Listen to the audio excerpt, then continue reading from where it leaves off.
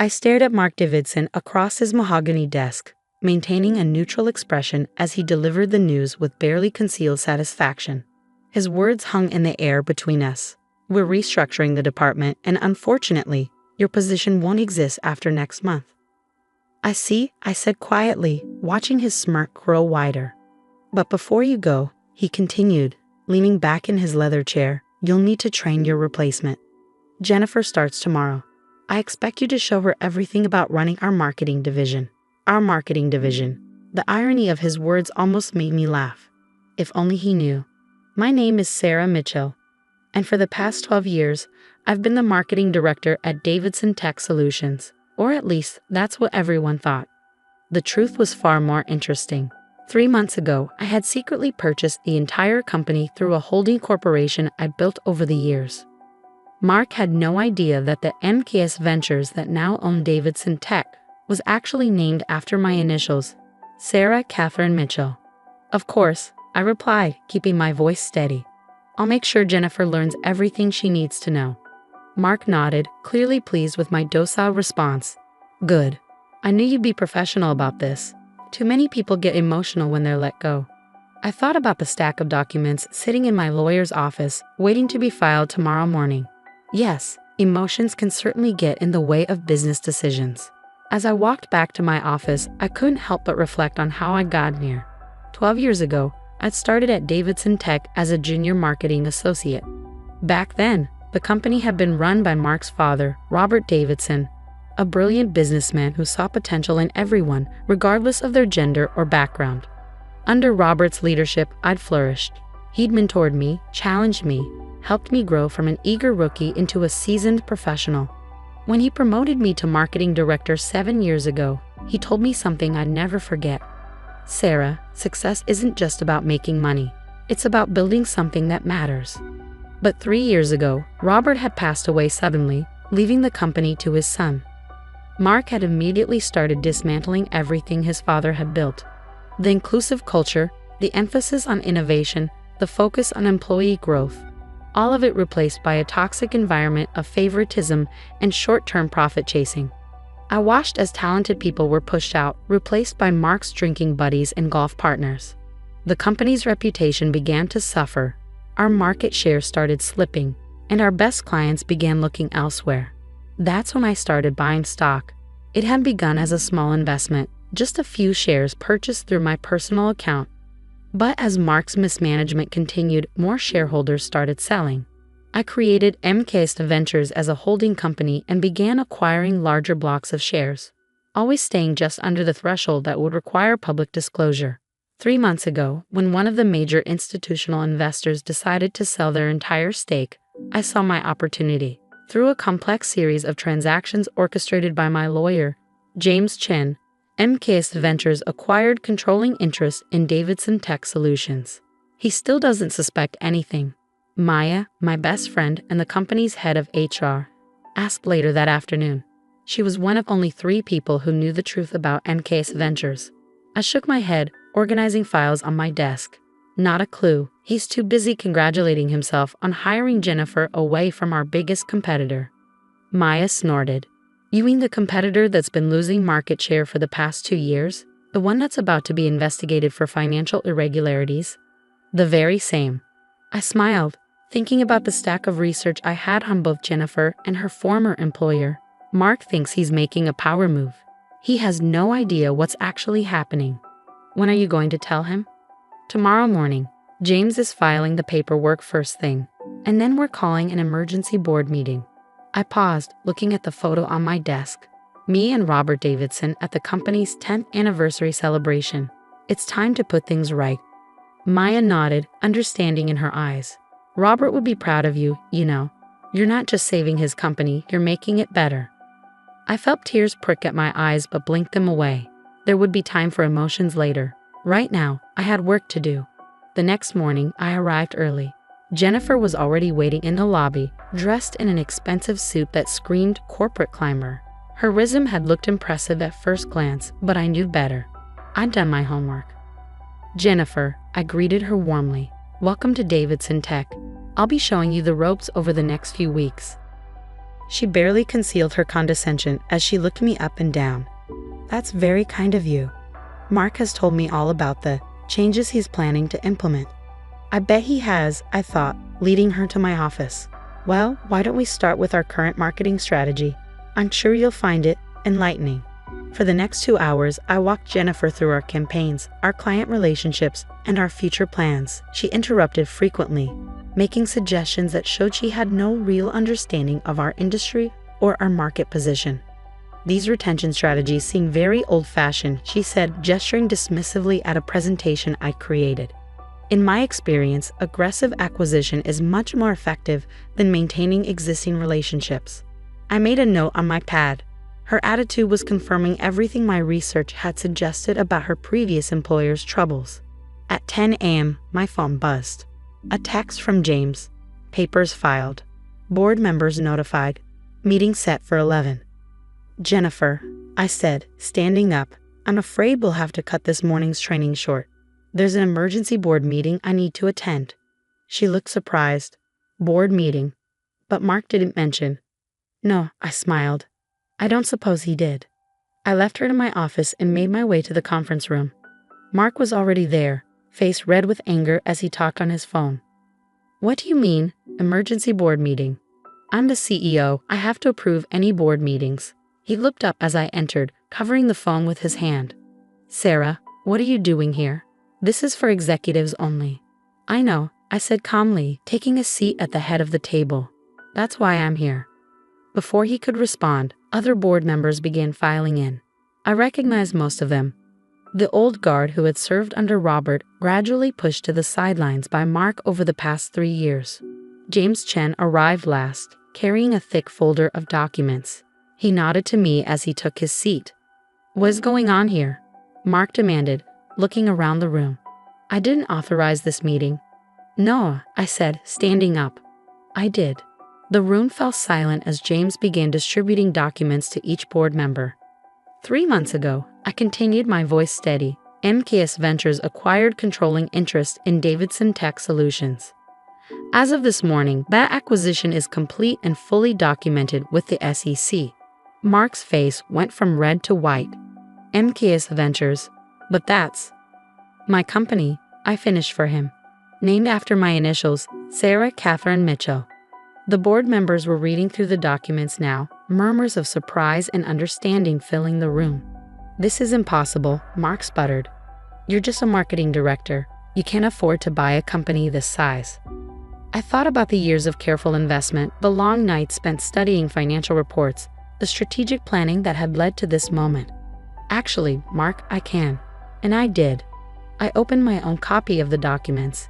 "Now shall we discuss the future of Davidson Tech Solutions?" The look on his face was everything I'd imagined it would be, a mix of shock, rage, and dawning comprehension. But this wasn't about revenge. This was about something much more important. I pulled out Robert Davidson's old photo from my folder and placed it on the table. "Your father built this company on principles of innovation, integrity, and respect for every employee. It's time to return to those values." Mark stood up abruptly, his chair scraping against the floor. "This is ridiculous. I'll have my lawyers look into this immediately. There's no way this takeover is legal." James Chen cleared his throat. "I assure you, Mr. Davidson, everything is perfectly legal. I've personally overseen every transaction. Would you like to see the documentation of how Ms. Mitchell acquired the shares?" I watched as James methodically laid out the paper trail, every stock purchase, every filing, every legal document that proved MKS Ventures' legitimate acquisition of Davidson Tech Solutions. "As you can see," James continued, his voice professionally neutral, "Ms. Mitchell now owns 51% of the company's shares. The board has been called today to vote on new leadership." Mark's face contorted with rage. "You sneaky little." "I'd choose your next words very carefully," I interrupted, my voice cool. "The board is watching." And they were. Every member sat alert, documents in hand, watching the drama unfold. Many of them had worked with Robert, had seen the company's decline under Mark's leadership. "Members of the board," I said, standing to address them directly, "for the past 3 years, we've watched this company lose market share, valuable employees, and most importantly, its identity. The culture of innovation and integrity that Robert Davidson built has been systematically dismantled. I began distributing another set of documents, charts showing the company's declining performance under Mark's leadership. Our profit margins have dropped 40% in 3 years. We've lost 12 major clients. Employee turnover is at an all-time high. But more than that, we've lost our way. The board members nodded, examining the numbers. They'd seen the decline firsthand, even if they'd been powerless to stop it. This isn't just about numbers, I continued. It's about who we are as a company. Robert Davidson built this company to be more than just another tech firm. He wanted to create something that mattered. Oh, spare us the sentimental garbage, Mark spat. Business is about profit, not your precious feelings about my father. A board member, Janet Chen, no relation to James, spoke up. Actually, Mark, business is about sustainable growth and strong leadership. Something we haven't seen much of lately. Others began nodding in agreement.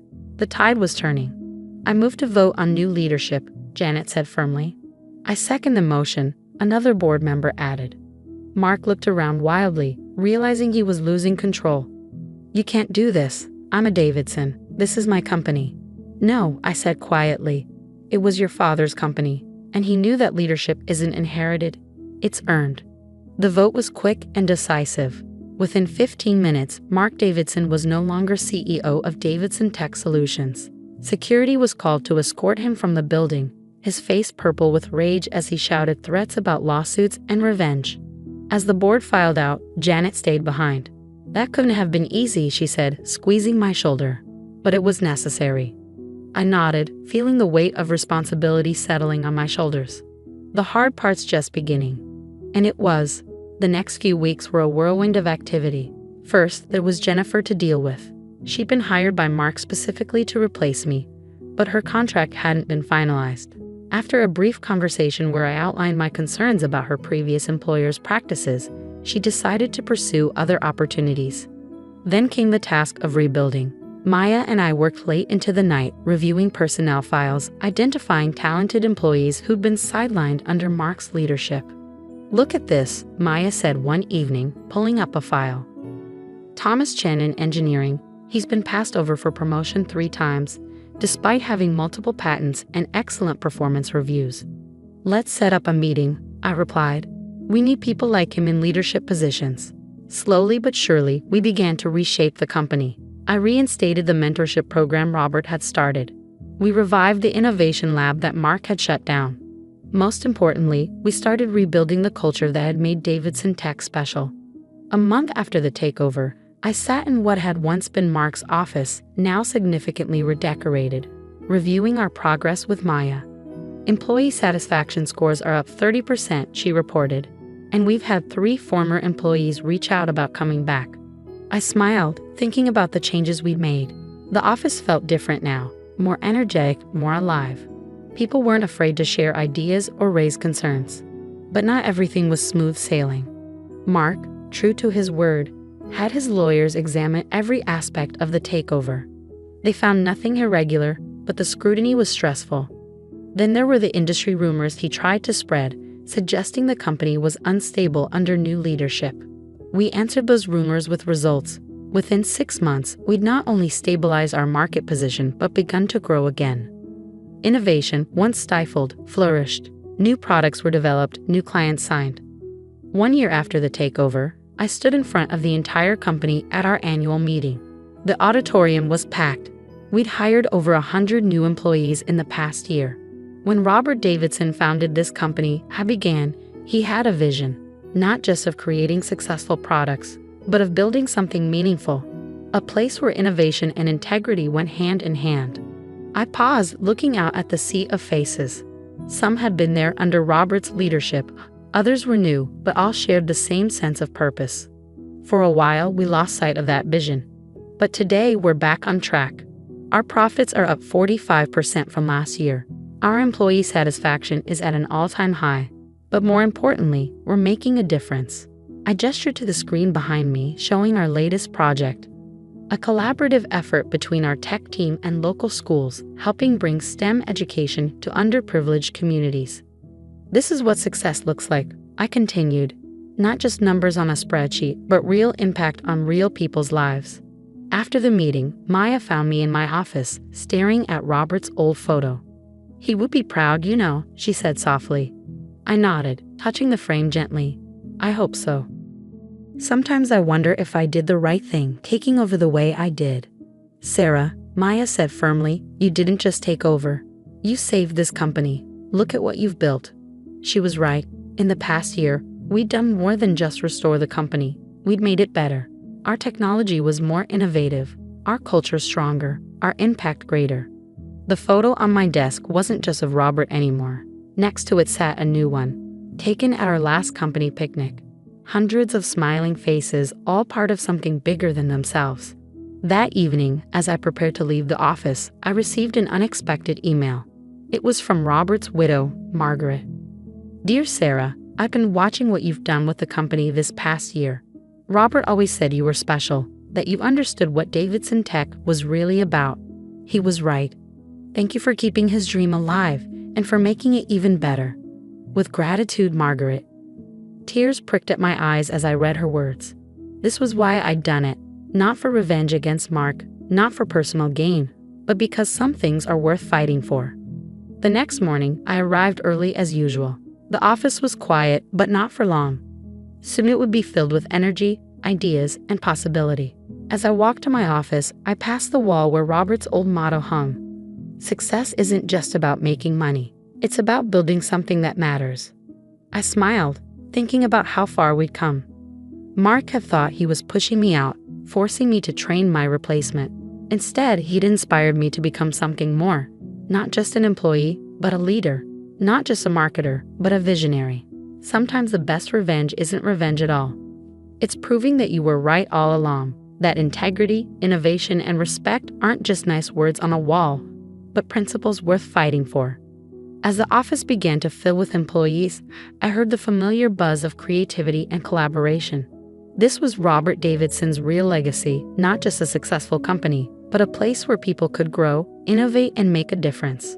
And now it was my legacy too.